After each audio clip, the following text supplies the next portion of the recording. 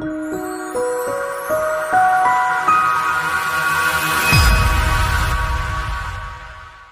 right, well, welcome everybody to, we're excited to bring some of this content around OSHA and what OSHA is doing in their response to COVID. We've been getting a lot of questions from clients, right, Andy, about just what do I need to be thinking about from an OSHA perspective and staying in compliance with OSHA. And so a little bit outside of our realm in day-to-day advising our clients. So thought we'd get the expert on, Doug Fletcher from Fletcher Safety Consulting.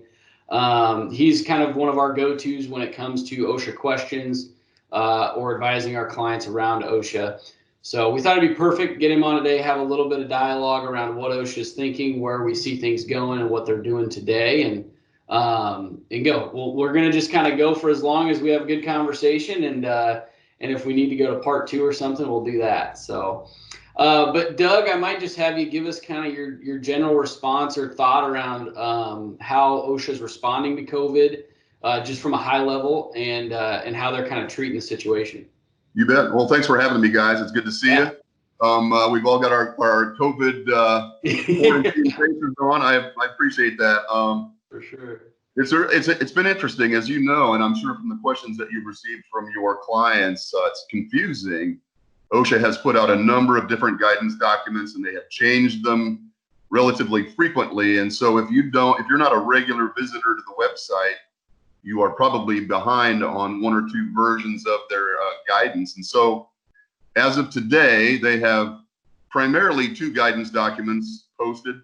I'm looking at my calendar as I turn my head. They both went into effect on Tuesday, May 26th. Okay, so, and they have basically superseded the previous documents. And so as of today and going into June, there are primarily 2 documents that we need to be aware of. One is talking about record keeping, and there's a lot of questions about record keeping and concerns about record keeping, as there should be. And then number 2 is kind of an enforcement guidance document giving some insights into how OSHA plans to conduct enforcement going forward as well. Both of these documents are limited to the COVID-19 period. And so I don't know who comes out and says COVID is over. You know, I'm not sure who declares that, but in the meantime, OSHA will be following both of these documents. And so I'll give you just a kind of a quick overview of what each one of them is requiring of us. The first one, let's talk about record keeping. Man, that is really a tough one, because OSHA has come out and said that COVID cases are actually, if they are work related, they are required to be recorded on our OSHA 300 logs. So if you are a company that is required to keep OSHA 300 logs, you know, there are exceptions. The small companies, right, 10 or fewer, are partially exempt. Low hazard industries are partially exempt. That remains in place. But if you are a company that is required to keep 300 logs, you're required to record positive COVID cases. And there are basically 3 criteria for that. Number 1, you must have a confirmed case based on CDC testing protocols. So it's not, you know, your cousin Shecky said, I think he's got it.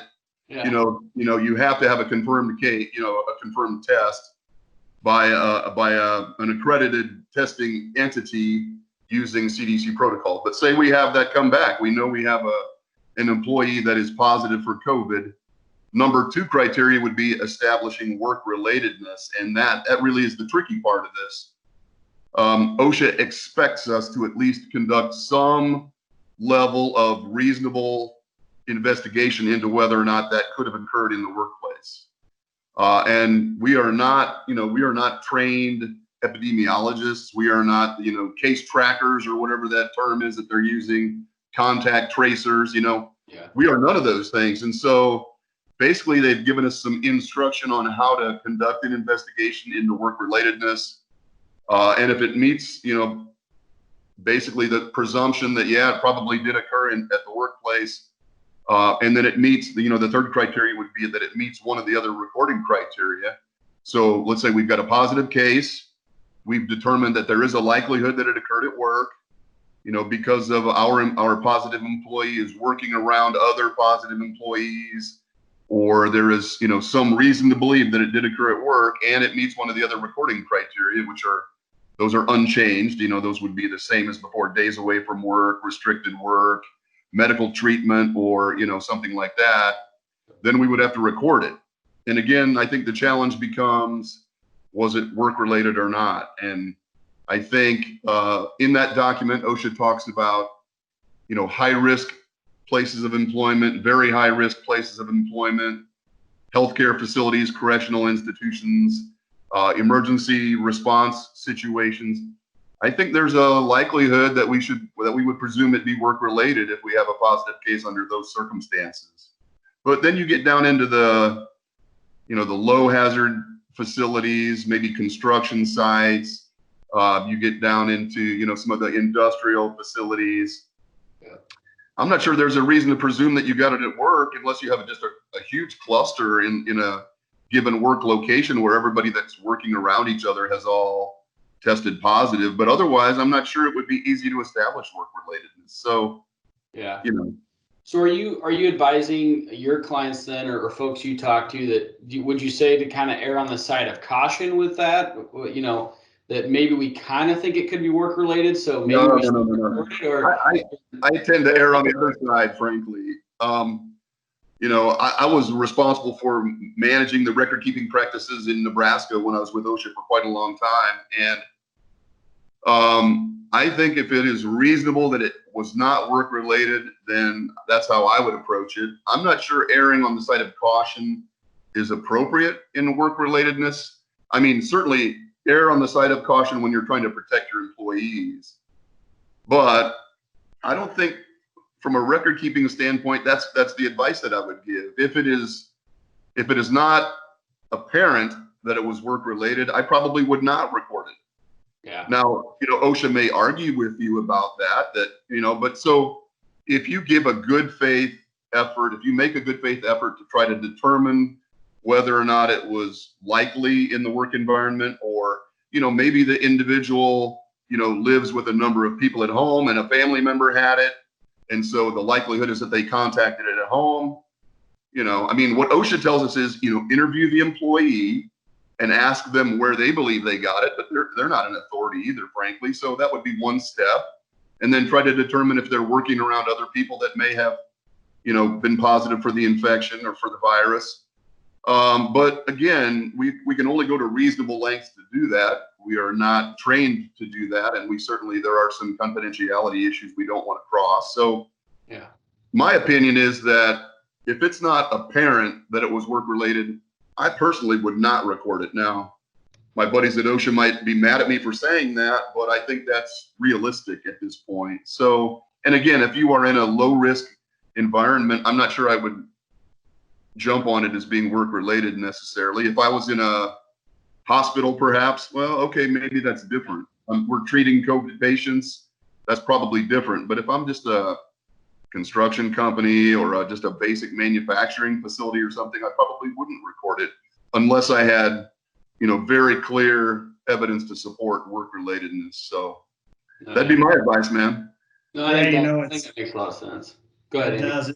It's interesting that it's just like anything right now with COVID, right? There's so many unknowns. It's a fluid situation. Things are constantly changing, whether it's any government body like OSHA or otherwise. A question maybe I have, Doug, is given everything you just said about how they're going to treat, enforcement of potentially contracting COVID-19 in the workplace, what's changed, if anything, on other enforcement right now from OSHA? Just kind of the standard, what we've been used to OSHA coming out to work sites and enforcing. Do you see change there, or is that kind of status quo, or what are your thoughts on it? Absolutely, man. That's a great question, Andy. And I do think that what we would consider normal enforcement practices, the standard prioritization of unprogrammed work and programmed work activities have been basically put on hold. I don't think they have been making many on-site inspections recently.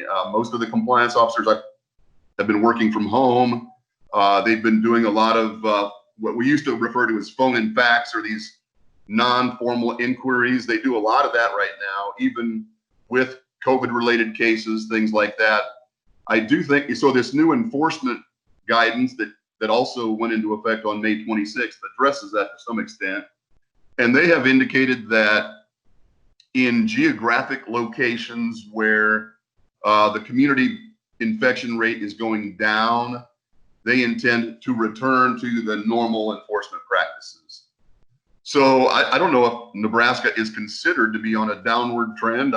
Frankly, I'm not sure where they get that information, but so for example, Nebraska is considered on a downward trend, that the community-based infection rate is going down and transmission rate is going down. I think they intend to return to what would be considered normal enforcement. So, they will be looking at imminent danger situations that are not COVID related, certainly fatality investigations that are not COVID related. And then from a construction standpoint, they're always looking at falls, overhead power lines, electrocution hazards, caught and struck by, those focus fours. I think they want to return to that approach. And so, it's going to be based on the given jurisdiction and the geographic, what would you call it? The epidemiology of a given geography, I suppose, So if you are in a location where the rates are going up or they are maybe resurging from opening things back up, I think they're going to stick to the, hey, we'll call you and you can tell us what's going on approach. And they have done a lot of that, a lot of phone and fax or electronic inquiries. And so I think they're going to divide it into two different approaches based on what's happening in that given jurisdiction.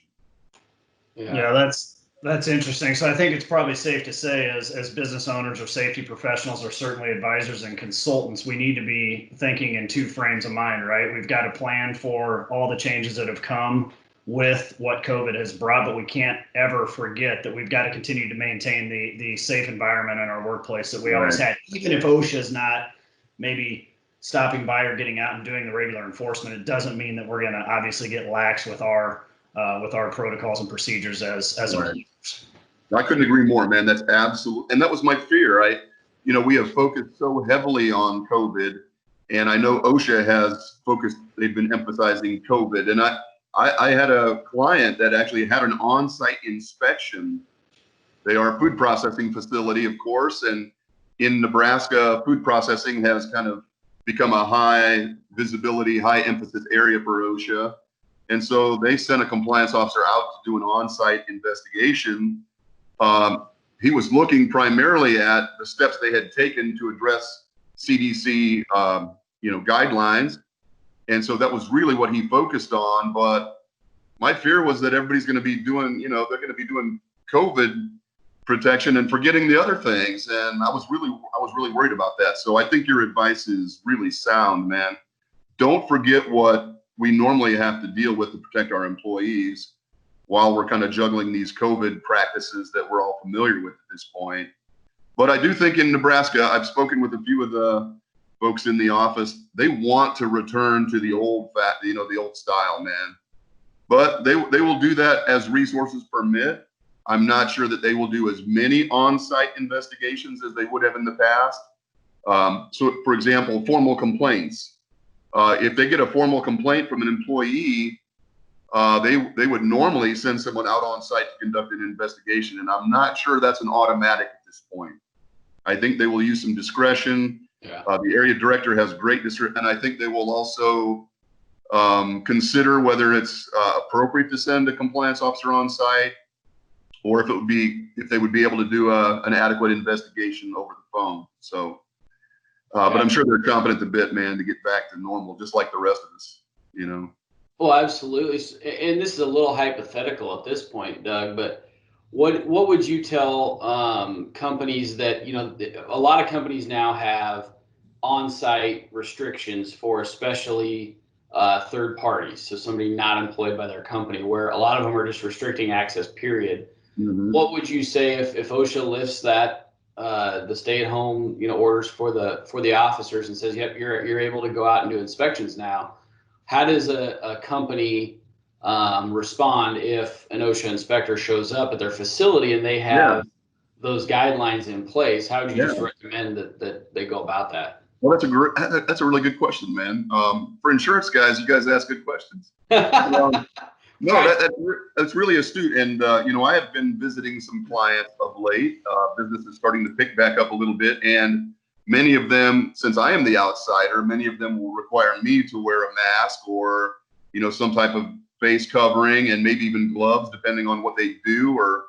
And I am more than happy to comply with that. I've been to 2 or 3 locations recently where I was the only one in a mask because I was the outsider. I've come from Omaha, maybe into Iowa or something, or even another location in Nebraska, and they want me to don that PPE, and I'm more than happy to do it. And if that is your policy, I would insist that the OSHA person do that as well. If you had an OSHA compliance officer come into your facility, I would insist that they use that protection if that's how you would treat a normal third party, most definitely. And they will comply with that. Yeah. They understand that they're expected to do that. And I'll be honest with you, most of them are probably reluctant to go into facilities that they've not been in, particularly higher risk facilities. I mean, the compliance officer that came and did the inspection at my client food processing facility, I mean, he was more than happy to put on the protective equipment. I mean, I could tell it was a little bit of a concern to him. He was, we've been going into the facility regularly. He had not been in the facility, and I could tell he was a little apprehensive about it. So, they should do everything they can to protect themselves and ensure that they're not the source for your employees as well. So that's a great question, man. But I would insist that they do that if it was my facility. Yeah, no, I think that makes a lot of sense. And so that was kind of the last of our questions, Doug. Again, we wanted to keep it brief for everybody. But I think it's been great information. It's probably something that we had talked before getting on about doing these more regularly. Because I think it's something that, as Andy mentioned, it's a fluid situation that's going to continue to change. And so we can keep everybody up to date on kind of what's going on. And a lot of it is the value in just having this conversation, because at the end of the day, there aren't set guidelines. And so what do we need to be thinking through, and what questions to ask yourself as a business owner out there or a safety professional. So with that, Doug, thank you for the time. We appreciate it. Yeah, it's good to see you guys. Make sure everybody checks out the What's the Hazard podcast that Doug does every Friday. Yeah. Hey, thank you. Absolutely. It's a phenomenal podcast. A lot of great information and content, and a lot of this stuff comes up in that podcast as well over time. So check that out on all the major podcast outlets. And with that, we'll let you go. Thanks, guys. Yep. Right, thank you, Doug. You're one of our key relationships that help us navigate through these crazy times, and we appreciate your time, and I hope everybody's found some value in this. And until next time, we're signing out. Keep up the good work, fellas. All right, see y'all.